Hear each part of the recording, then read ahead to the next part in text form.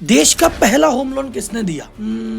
HDFC ने। पर HDFC limited ने या HDFC बैंक ने? अरे क्या ये अलग अलग चीज है? हाँ जी, HDFC लिमिटेड, HDFC बैंक दो अलग अलग एंटिटी है। इनमें वही फर्क है जो फर्क एक बाप और बेटे में होता है। HDFC लिमिटेड जो सिर्फ होम लोन देता है वो है पिताजी, और इसके बेटे हुए HDFC बैंक जो कि होम लोन के अलावा बाकी सारे लोन भी देते हैं, FD भी करते हैं, डिपॉजिट भी करते हैं, वो सारे काम करते हैं। अब इन दोनों में क्या फर्क है वीडियो में समझेंगे। इस 1 जुलाई से ये दोनों बाप बेटे एक हो गए हैं, मर्ज हो गए हैं, और मर्ज होने के बाद ये दुनिया का चौथा सबसे बड़े बैंक बन गए और देश की दूसरी सबसे बड़ी कंपनी बन गए हैं रिलायंस के बाद। इनका कंबाइंड मार्केट कैप है 16 लाख करोड़ रुपए। HDFC इंडियन स्टॉक मार्केट में परफॉर्म करने वाला जबरदस्त शेयर है और इन्वेस्टर्स की डार्लिंग है। आपको इतना समझाता हूँ, सन 2000 में अगर आपने HDFC का शेयर 10,000 रुपए इन्वेस्ट किए होते तो आज की डेट में उसकी वैल्यू होती 46,50,000 रुपए, यानी 460 गुना, यानी 46,000% रिटर्न मात्र 23 साल में। बट आखिर HDFC बैंक इतना सक्सेसफुल बना तो बना कैसे? और अगर ये एक ही प्रमोटर ग्रुप के 2 प्रोडक्ट हैं, HDFC लिमिटेड और बैंक, तो ये दोनों अलग अलग क्यों हैं? इनमें फर्क क्या है और अलग रखने का फायदा क्या था? और अलग रखने में फायदा था तो अब मर्ज क्यों कर दिया? तो आज इतिहास के पन्नों को जाके खोलते हैं और HDFC और HDFC बैंक दोनों के किस्से आपके सामने लेके आते हैं। और इस पूरी कहानी में, जैसा अपनी हर वीडियो में होता है, बहुत सारे बिजनेस और मैनेजमेंट लेसन आपको मिलने वाले हैं। तो जनता जनार्दन की जय बोल के करें वीडियो की शुरुआत।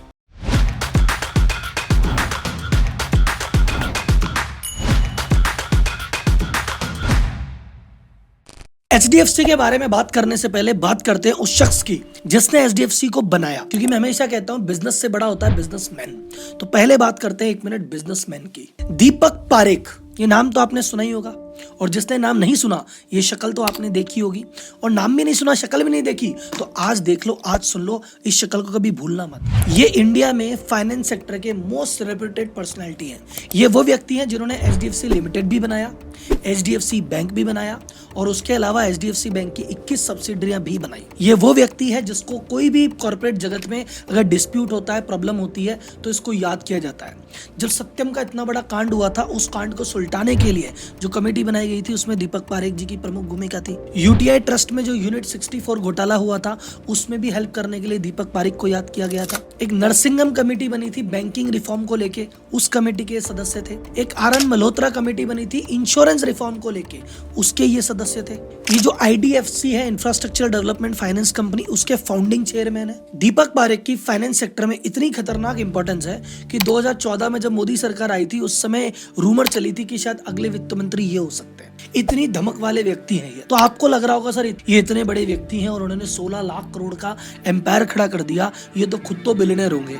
नहीं, इनके पास HDFC बैंक के या HDFC लिमिटेड के 1% शेयर भी नहीं है। इन्होंने कहा कि मैं HDFC से एज ए एम्प्लॉय जुड़ा था और आज भी खुद को एम्प्लॉय ही मानता हूँ, और एज ए एम्प्लॉय जो छोटे मोटे शेयर मिलते हैं वो मिले।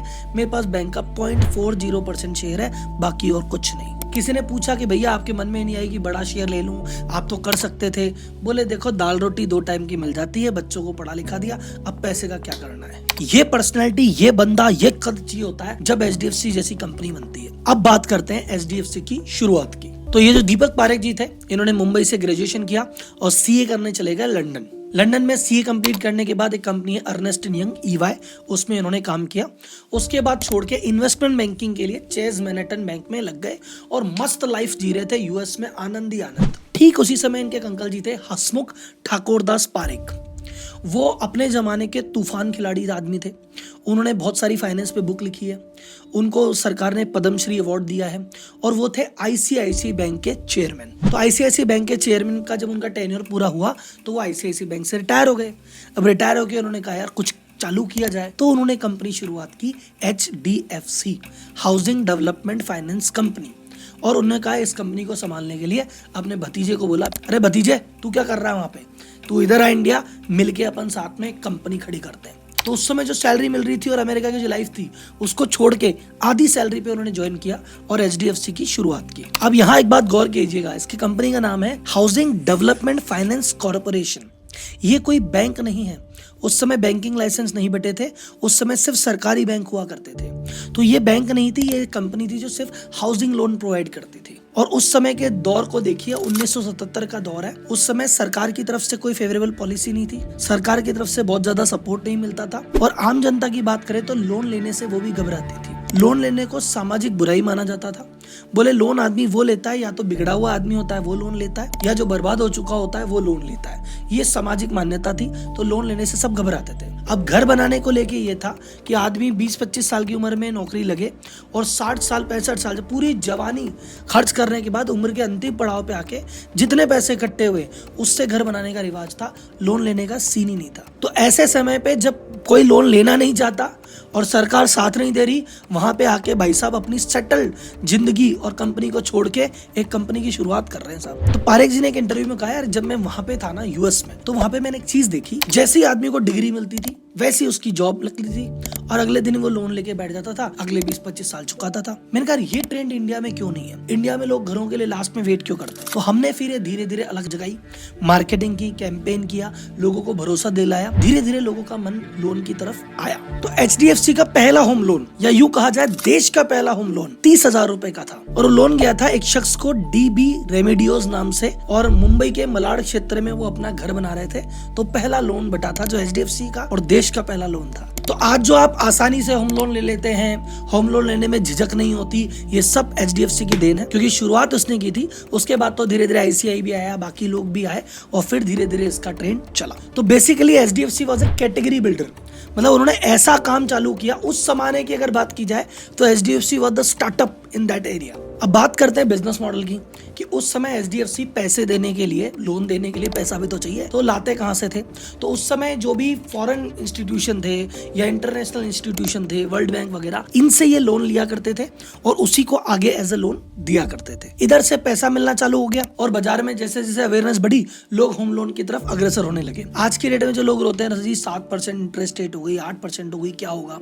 उस समय एक समय पीक पे 18.5% होम लोन की रेट चली गई थी। अब लोन की रेट इतनी महंगी क्यों थी? क्योंकि जब बैंक को महंगी रेट पे लोन मिलेगा तो वो अपना मार्जिन जोड़ के यार तुमसे ज्यादा ही लेगा। तो दीपक पारेख जी ने सोचा कि यार एक तरीका है, अगर हमको बैंकिंग का लाइसेंस मिल जाए और अगर हम बैंक बन जाए तो हम सेविंग अकाउंट खोल पाएंगे, करंट अकाउंट खोल पाएंगे।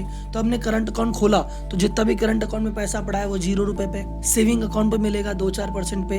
तो ऐसा करने से भैया हमारे पास क्या होगा, सस्ता पैसा आ जाएगा और फिर हम लोन और सस्ता करके बांट देंगे। ये आइडिया लेके गए अपने बोर्ड के पास, HDFC के बोर्ड के पास, कि भैया ऐसा कर दे क्या? बोर्ड ने मना कर दिया, फालतू बातें नहीं करनी, जिस चीज की हमको नॉलेज नहीं है वो नहीं करेंगे। पता नहीं बैंक बना लेंगे, बैंक कैसे चलेगा, कल को कुछ ऊंच नीच आगे पीछे हो गई तो अपन तो होम लोन देने वाली कंपनी है, यही देते रहो, ज्यादा 3-5 मत करो।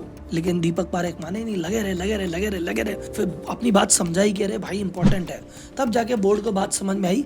पर उन्होंने कहा नहीं सुनो, HDFC बैंक बना लेंगे, कोई डाउट नहीं है, बैंकिंग का लाइसेंस मिल रहा है, ले लो, बैंक बना लो। लेकिन उस बैंक को चलाने के लिए एकदम टीम 0 से नए सिरे से आएगी। अपनी वाली जो करंट टीम है, करंट लोग हैं, इनमें इतनी कैपेबिलिटी भी नहीं है, इतनी श्रद्धा भी नहीं है कि ये दोनों को एक साथ संभाल पाए, या दोनों की एक्सपर्टाइज अलग अलग है। तो तुम इसी में रहो, एक नई टीम लाने का वादा करो, तब तो अप्रूव करते हैं। तो दीपक पारेख ने कहा डन है, तुम तो बैंकिंग का लाइसेंस लेते हैं और बैंक आने के बाद नई टीम मैं लेके आऊंगा और उसमें मैं उनको हेल्प करूंगा, गाइड करूंगा, लेकिन एक्टिव पार्टिसिपेशन नहीं करूंगा। तब बोर्ड ने कहा तथास्तु। तो इस समय इतिहास ने खुद को वापस दोहराया। जैसे दीपक पारेख के अंकल ने उनको कन्विंस किया था कि कहाँ विदेशों में काम कर रहा है पैसे वैसे, तो इंडिया में आके स्टार्टअप में काम कर, 0 से कंपनी बना। दीपक पारेख ने फॉरेन में जाके एक बंदे को कन्विंस किया, बंदे का नाम था आदित्य पुरी। वो सिटी बैंक में मलेशिया को हेड करते थे। वो कहा यार तू कहाँ इंडियन आदमी क्या कर रहा है, तो इंडिया वापस चल और एक 0 से बैंक बनाते हैं। और वही हाफ सैलरी पे आके उन्होंने ज्वाइन किया। पर आदित्य पुरी ने दीपक पारेख जी से कहा कि देखो भैया, आपने मुझे लॉन्च करने दे रहे हो, बहुत अच्छी बात है, लेकिन मेरे बीच में कोई कुछ नहीं बोलेगा, मुझे मेरे हिसाब से धंधा करने देना। दीपक जी ने कहा अलाउड है, तुमको जैसा करना वैसे करना। तो दीपक पारेख जी ने कमान संभाली HDFC लिमिटेड की और HDFC बैंक हाथ में दिया दीपक पुरी के। और उसके बाद जो हुआ वो इतिहास है। HDFC बैंक इंडिया का सबसे बड़ा बैंक बन गया मार्केट कैपिटलाइजेशन के हिसाब से। इसके बैंक के साइज को आप ऐसे इमेजिन करो कि HDFC बैंक के अकेले का market cap 13 public sector bank यानी सरकारी बैंकों के मार्केट कैप से ज्यादा है। उन 13 बैंकों में SBI भी शामिल है। यानी एसबीआई के डबल से ज्यादा अकेला एचडीएफसी बैंक है, और लिमिटेड तो अलग है। अब मैं इस बात पे बहुत ज्यादा जोर नहीं दे रहा कि एचडीएफसी बैंक जो मात्र 1995 में खुला था, 28 सालों में इतना बड़ा बैंक बन कैसे गया। इंडिया का सबसे बड़ा बैंक और इंडिया की तीसरी सबसे बड़ी कंपनी बन गया रिलायंस और टीसीएस के बाद। कैसे कैसे कैसे, इस पे आप चाहते हो तो अलग से एचडीएफसी बैंक के डेडिकेटेड पे एक केस स्टडी बना दूंगा, बशर्ते इस वीडियो को 1 मिलियन या उससे ज्यादा व्यू मिलते हैं, या फिर 20,000 कमेंट मिलते हैं, या फिर 50,000 लाइक मिलते हैं।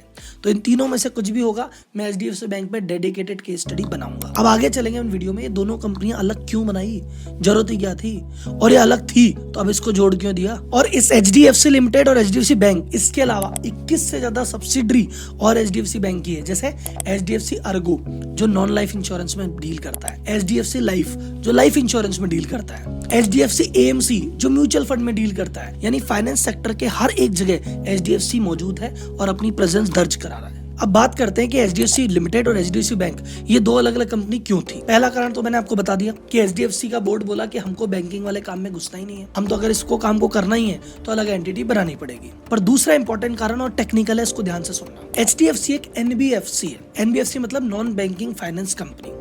ये बैंक नहीं है तो बैंकों के रूल इस पे अप्लाई नहीं होते। तो ये सेविंग अकाउंट नहीं खोल सकती, ये करंट अकाउंट नहीं खोल सकती, ये एफडी नहीं करा सकती।